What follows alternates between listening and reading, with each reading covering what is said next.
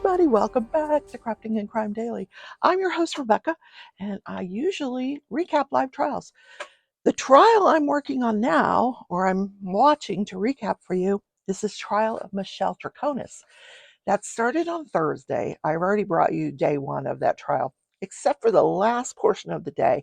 A state police officer testified to his involvement in the investigation, and his entire involvement was to come to the scene and videotape every single inch of this house. And I'm talking 3 stories, huge house. So this video was very, very lengthy, and they showed every minute of it to the jury. Took up the entire rest of the day. After that, the jury goes home, comes back the next day. They have another state investigator on the stand, but they're arguing over whether he's qualified to testify about this and luminol and blood splatter, and to the point where the judge, before lunch, says to the jury, I'm going to send you home for the weekend. Monday's a holiday. Check the court calendar on Tuesday to see if we're bringing in juries because of the weather. And have a great day. Because he says, I need to hear argument outside your presence about some of these issues. So hopefully Wednesday or Tuesday resumes the trial tomorrow. So I'm going to bring you a true crime story today. This is the story of a man named Rob Cantor. He lived in this bedroom community, Teaneck, New Jersey. Now, Dateline had a show on this the other night, and I watched it. I'm like, oh, that sounds interesting. But I've got some details that they kind of left out. So he lives in this modest home in Teaneck, New Jersey, population of about 40,000 people. And it's a small bedroom community that, many of these people live there and they work in Manhattan or they work in other places. He happened to work as a software engineer for Verizon Wireless. He was 59 years old at the time. He was going through a divorce from his wife. They had Susan. They've been married for 27 years. They had 2 daughters. Their daughters' names were Allie and Emily. And at the time they're going through this divorce, it's not contentious at all. They're still living together. They're just dividing up assets, and they just grew apart. This is what happened to me in my divorce. We just grew apart. It was amicable, nothing to write home about. We didn't argue over any. Well, that's not true. We argued over one thing: who gets the house? I didn't want it. He didn't want it. Have you ever heard of people arguing over that they don't want the house? No, you take it. No, you take it. Didn't want it. And it was in his name, so he got it. So their divorce was not contentious. But while they were still living in the same house going through this divorce, Rob had set up a bedroom down in his basement. And that's where he was staying.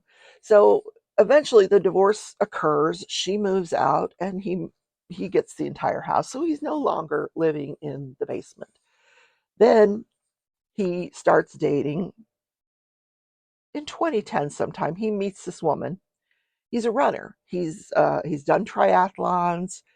He likes to play tennis. He loves to cook. He's a total foodie. His friends describe him of having this great sense of humor. He wants to be friends with everybody, even people he shouldn't be friends with, as you're going to find out. And he meets Sophie while he's out running, and they start dating. Well, Sophie is still married. Sophie has 3 little girls, 5, 8, and 10. And she is married to a man named, what is it? Sui Cam Tung. He was born in China, immigrated to the United States. English, not his first language, but married to Sophie. And they had those 3 children. He was working as a software engineer in Manhattan, where he owned a computer store. You could bring your computer in and he would fix your computer. So he starts to suspect that his wife, Sophie, is having an affair. So he installs software onto her computer, spyware, and he starts reading emails between her and Rob Cantor. So now on March 6th, 2011, this is a typical day for Rob in Teacup, New Jersey. He goes out for his morning run. He comes home. He gets ready for work. He's going to Verizon to do his software engineer job. And he comes home from work. And that night doesn't quite go the way he thinks it's going to go. About 12:15, just after midnight that night, neighbors start to notice that his house is on fire. So one of the onlookers, he sees this. He's a volunteer firefighter. They're everybody's calling the fire department. They're waiting for the fire department to come out. He said the house didn't look like it was occupied. So nobody's rushing in. That's not what you do when you see a house fire. I've seen house fires. You just stand there and you gawk. You're like, oh my God. It's like you're frozen. Like, what do? I'm not equipped to run in there. You, we don't have the equipment to run in there to see if there's anybody there. So they wait and the fire department comes. The house was engulfed in flames. Firefighters come. They rush in. They put out the fire. After the flames have died down the next day, they'd start their investigation. And they go into this house and they're following a fire trail. So wherever the damage is the worst, they're following, from the least amount of damage to the worst amount of damage to try to identify where this fire started. So they follow this trail of damage down into the basement of this home, which is totally black. So obviously, this is where the fire started. And lo and behold, in the basement, on a mattress, is a body. So, of course, the neighbors know that Rob Cantor lives there, and they're like, "We think that's probably Rob Cantor." And so the the medical examiner comes out, or his investigator comes out, and they take the body to the morgue for an autopsy. So the medical examiner, he gets on the phone with the police and he's like, oh, we have a problem here. Well, first he was able to identify, he gets a hold of the wife, former wife, Susan, and she says, here's his dentist. He gets hold of the dentist, he gets the dental records, and he's able to confirm, yes, this is Rob Cantor through the dental records. But he gets over to the phone with the police and he's like, this guy didn't die in the fire.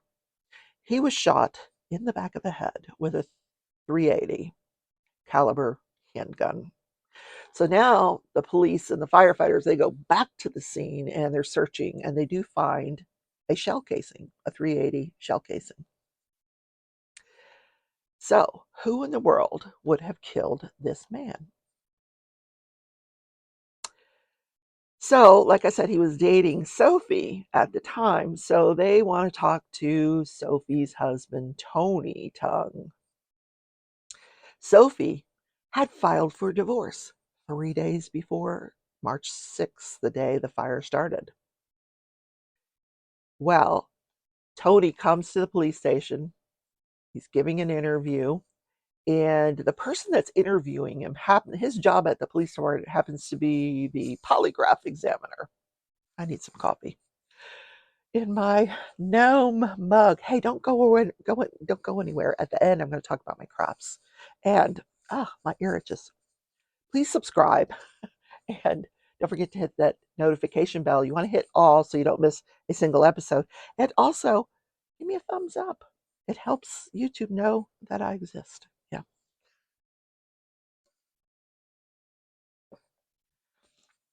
So they're like, hey, Tony, where were you on the night of March 6th? You picture him in the room with a light bulb in the center. Tell us, where were you on the night of March 6th? So he says, hey, my wife and I are going through divorce. like I said, she had just filed for divorce. She had moved out in the month prior. So he says, well, I had the girls that day. They have 3 little children. But did I already say that? 5, 8, and 10. So he says, I had the girls, so I dropped the girls off with their mom, Sophie, about 9 o'clock. And then I went home and just tooled around the house, doing dishes, watching TV, nothing special.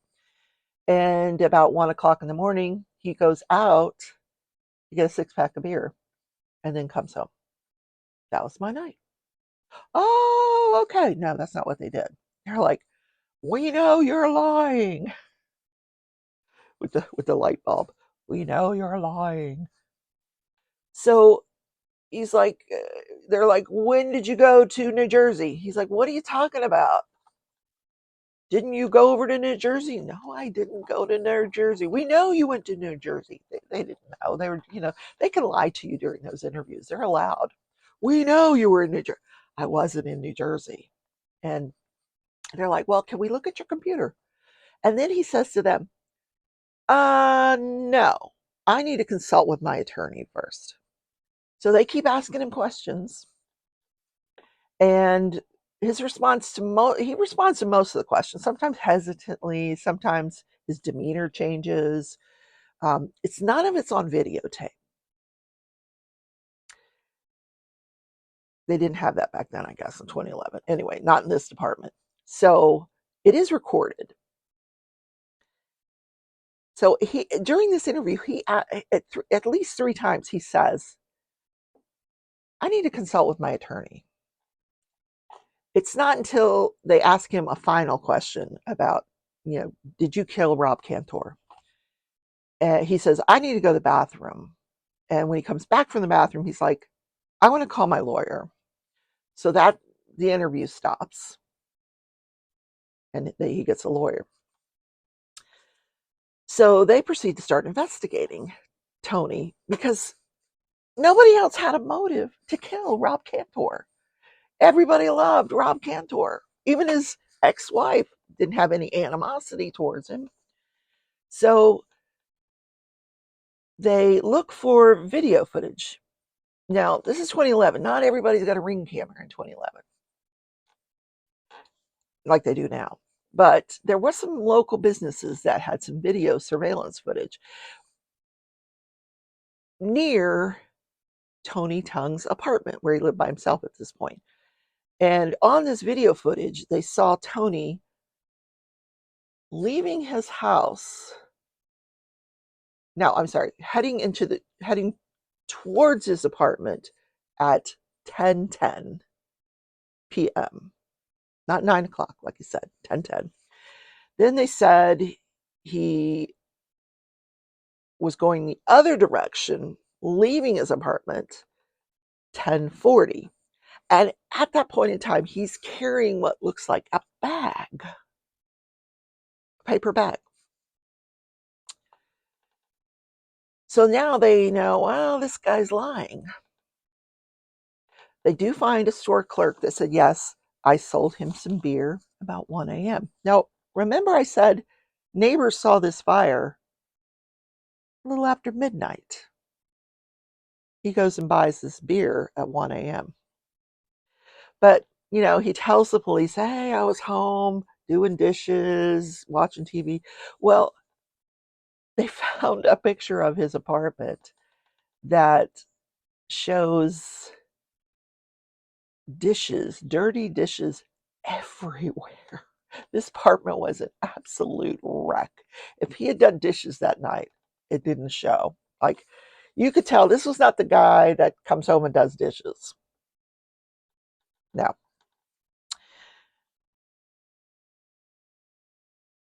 So he's arrested and he is charged with murder, aggravated arson, stalking, possession of a weapon, desecration of a human body, destruction of evidence, tampering of evidence by destroying computer data.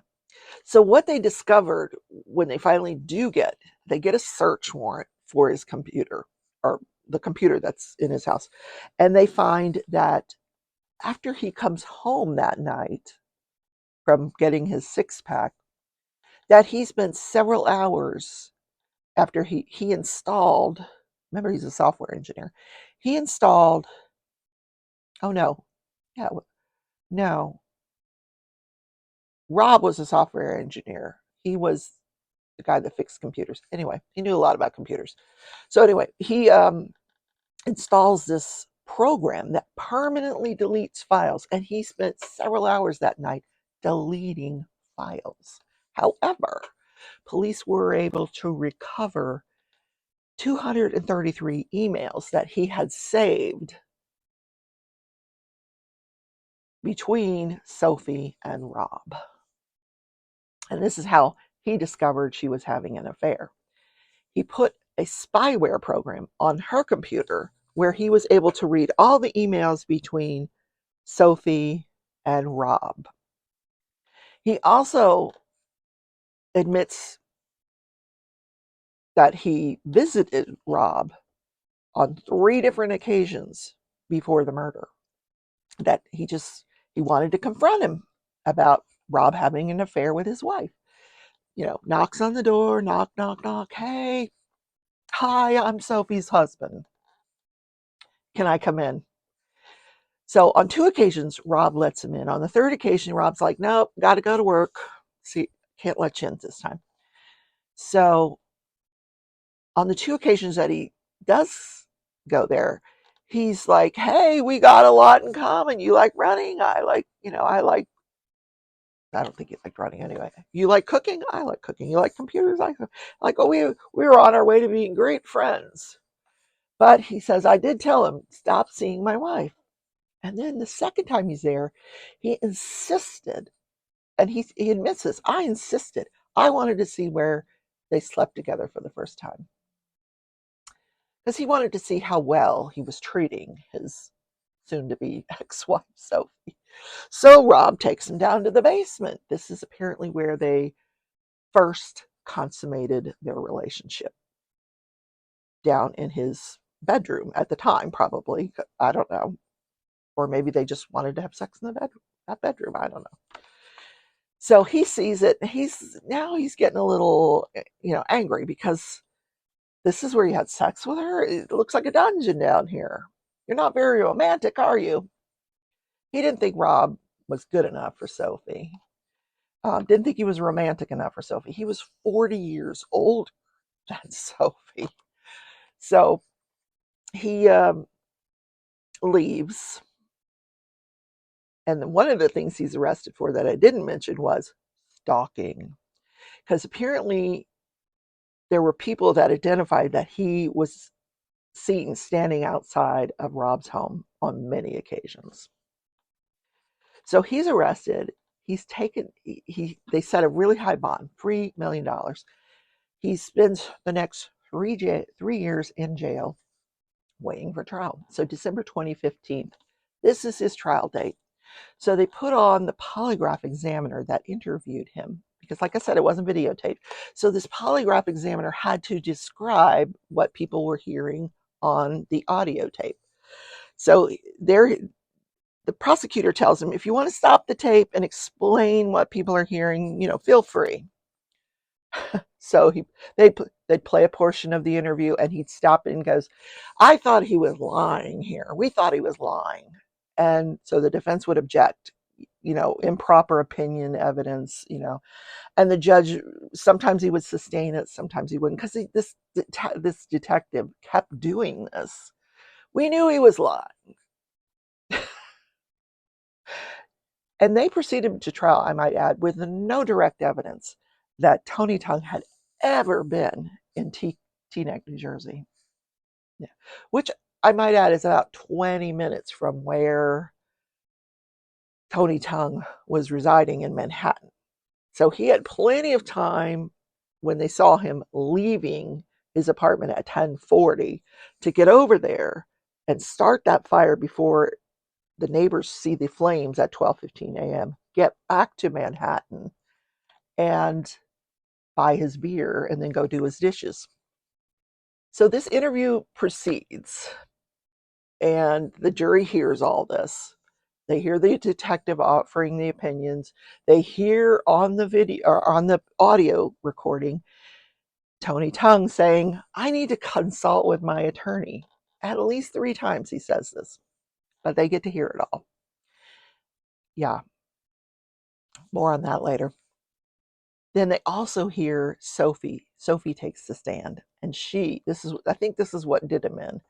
She says he talked about buying a weapon because he wanted to protect the family. So he took $600 out of their bank account. Now they have the bank statements. $600 gone from their bank account.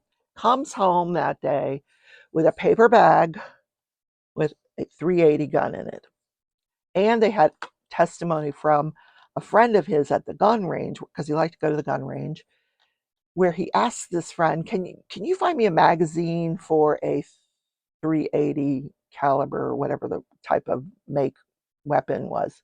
And the guy never did supply him with one, but he had asked him for it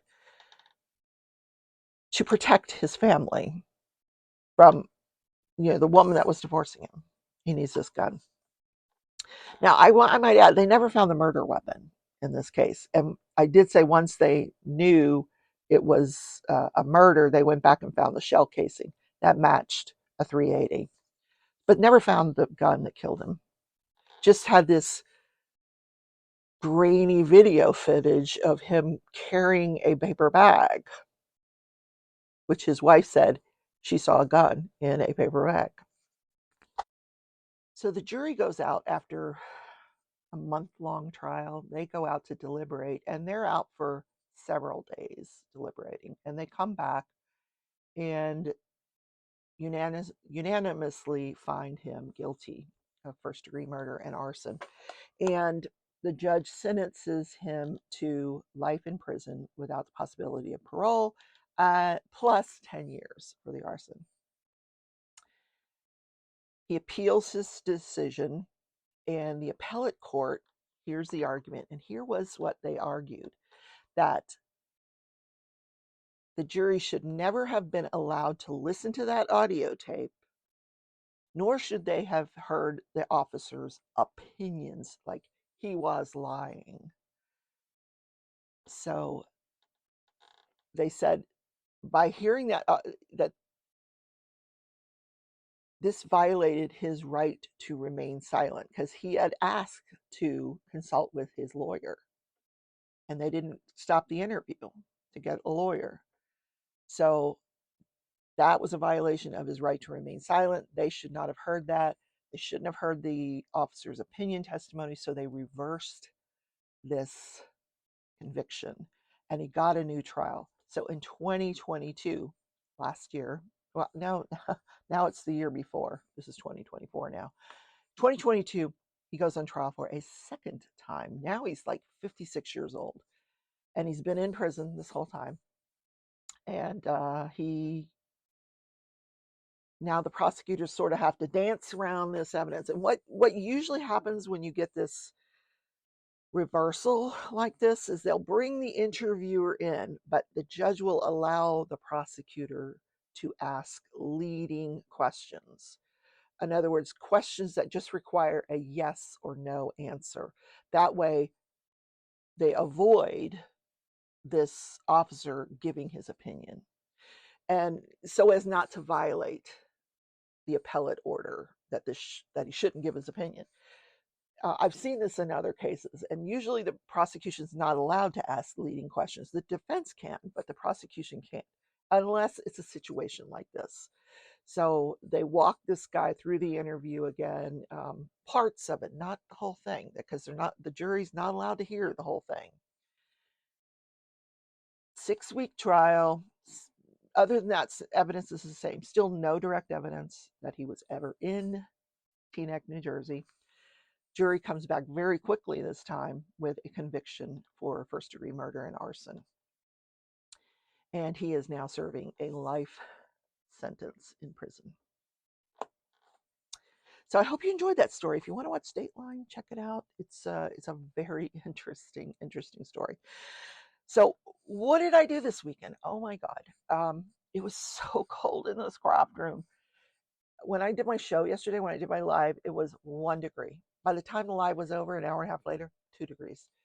Today it is not much warmer, I would say. 5 degrees. Oh, whoa, we're having a warm spell because I got to go to the doctor.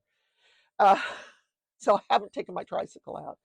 Didn't spend much time in the craft room. Right now, I've got my space heater on back here, little faux fireplace.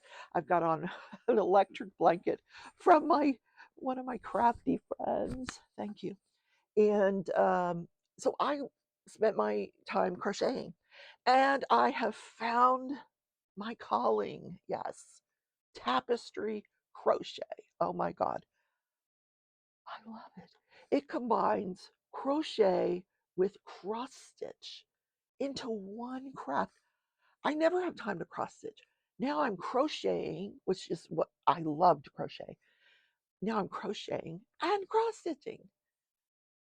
The only downside to this is it's something you have to really concentrate on. Like you can put some music on in the background or nothing at all. And but it's not something you can watch TV and just, double crochet, you got to pay attention to what you're doing because it's counted. It's like counted cross stitch. You've got a pattern. I got to mark off the row of the pattern as I do it. I got to make sure I'm going the right direction on yeah. I love it. And the entire time I'm doing it, I'm thinking, oh my God, what else could I do? I'm thinking like, I want to do a Miami Dolphin helmet for my son. I want to do I have this pattern called Starry Night Gnome cross stitch pattern. I would love to do that one. I'm like, yeah, I'm just going all these different places with this craft. I can see me doing this for a long, long time. But wow, and I'll show you a part of what I did. The part that I'm showing you is actually the gauge that I did. It's not the actual blanket. I started the blanket with because once I had done the gauge, I realized I needed a bigger hook because the gauge was way too small. So I went up a couple of hook sizes, and I'm very happy with the way it's turning out now. But it was too small, and I was only like a day into it. I'm like, hey, just restart it, just restart it. So, but how gorgeous is this, right? Diamond painting, nothing really happened here because it's too cold. So I'm about half a row behind where I wanted to be on this diamond painting, but I'll make it up. And I didn't do any on the Firebird panorama. But if you guys want tips and tricks for how to bling out your diamond painting, watch my sister DP Addiction Adventures and Crazy Crafts with Tia's. Wait, I'll get it out. Tia's Crazy Craft Addictions. They're both talking about they're both bling experts and they're how to enhance painting experts. So you got to watch their channels and yeah, if you want to bling your painting because it's another craft all into it itself. All right, guys, I'm off to the doctor. Have a great Monday. Stay warm, and I will see you tomorrow in Crafting and Crime Daily. Love you all. Bye.